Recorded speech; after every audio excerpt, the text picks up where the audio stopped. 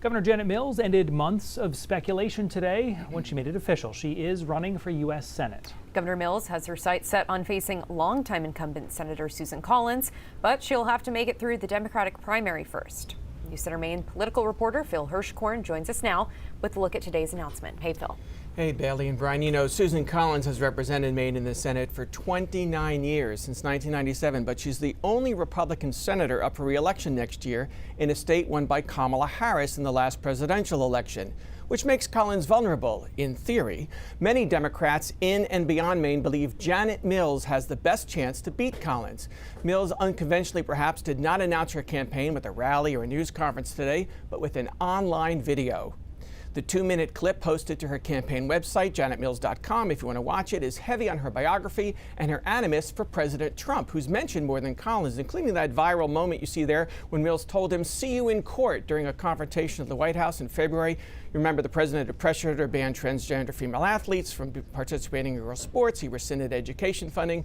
Mills refused. "I fought back and won," she says in her video. Mills recalling her father's advice, "Don't let bullies have their way." Mills does criticize Collins in the video as a politician who bends the knee for Trump, as if we were in normal times. Later, in a sit-down interview with me, Mills criticized Collins' voting record, most recently to advance Trump's so-called big, beautiful bill, the budget and spending plan that passed Congress this summer. She also reminded us of a Supreme Court confirmation vote in 2018.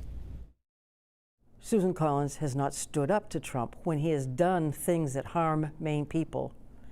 I've always said when the President of the United States does something that's good for Maine people, I would support him. When he does something that's harmful to Maine people, I will oppose him. In this case, she's taken votes that have harmed Maine people. Back to the pivotal vote to confirm Brett Kavanaugh for the U.S. Supreme Court.